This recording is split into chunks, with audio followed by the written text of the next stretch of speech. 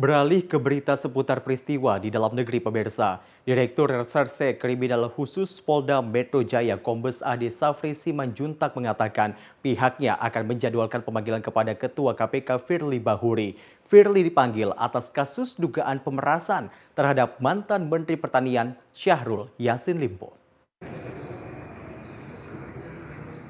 Direktur Reserse Kriminal Khusus Polda Metro Jaya Kombes Polisi Ade Safri Simanjuntak mengatakan pihaknya akan menjadwalkan pemanggilan kepada Ketua KPK Firly Bahuri. Firly dipanggil atas kasus dugaan pemerasan terhadap mantan Menteri Pertanian Syahrul Yassin Limpo. Hal ini Ade Safri sampaikan ketika pemanggilan ajudan Firly Bahuri, Kevin Egananta Joshua, tengah berlangsung.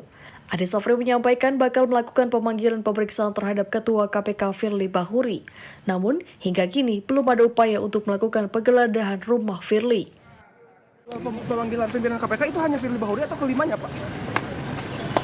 Nanti kita update lagi ya. Pak, yang geledah benar Pak. Untuk penegasan aja Pak, berarti sejauh ini ada penggeledahan nggak dari Polda Metro? Belum. Tapi untuk rencana penggeledahan gimana, Pak? Apakah diperlukan nggak sih, Pak? Nanti. Kevin ini didampingi sama Kabiro hukumnya itu nggak Pak? Ya, betul ya. Pak Idam Firly kemarin Dumas ya, Pak? Pak, kalau jadwal Pak Firly kapan Pak ada? Nanti kita bahas lagi. Ya.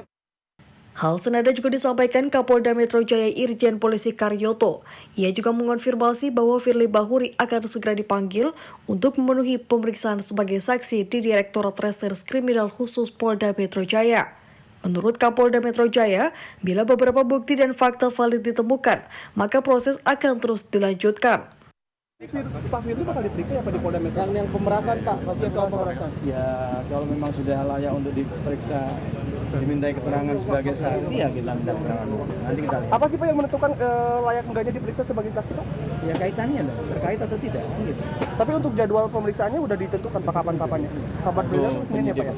Penyidik. Nanti aku tanya penyidik. Pak, dia di penyelidikan udah pernah diperiksa nggak sih, Pak? Kan kalau ada jadwal-jadwal itu, aku nggak tahu secara detail. Pak, Dia sejauh SCL ditangkap kasus di Polda Metronya gimana Pak? Bakal tetap lanjutkan Pak?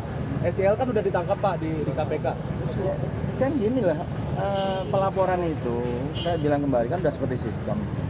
Siapa yang melapor, kita uji kebenaran laporan itu. Makanya diklarifikasi saksi-saksi dan lain-lain. Karena itu kita udah yakin menemukan ada peristiwa pidananya, maka sudah naik dik, ya. Setelah naik dik baru dipanggil saksi-saksinya, gitu, ya. Karena ini nggak mungkin lah misalnya tiba-tiba kita hentikan tanpa ada dasar.